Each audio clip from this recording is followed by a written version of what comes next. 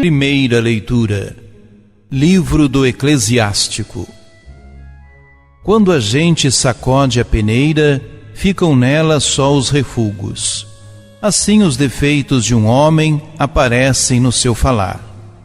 Como o forno prova os vasos do oleiro, assim o homem é provado em sua conversa.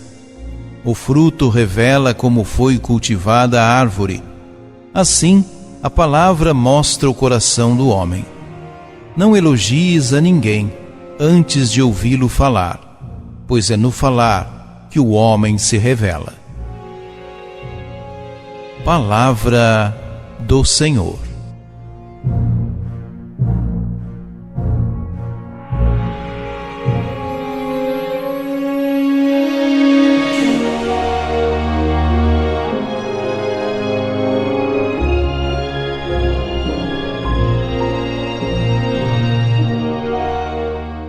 O livro do Eclesiástico faz parte da literatura sapiencial que surgiu por volta do século II a.C. Nessa época, o povo judeu vivia sob o domínio dos seleucidas.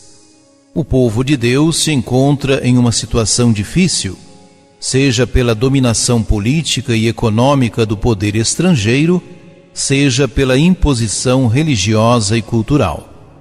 Tudo isso põe em risco a identidade de povo escolhido. É nesse contexto que Ben Sirá, um escriba preocupado com a degradação dos valores morais, éticos e da tradição religiosa do povo, escreve sua mensagem de sabedoria, com o objetivo de ajudar a comunidade a refletir e resistir perante a cultura helênica. O texto da leitura deste domingo é um clássico da literatura sapiencial. Apresenta o sábio como aquele que fundamenta sua vida nas Escrituras. O autor sagrado recorre a 3 imagens retiradas do cotidiano da vida do povo: o crivo agitado, o forno onde o oleiro prepara o vaso, os frutos de uma árvore.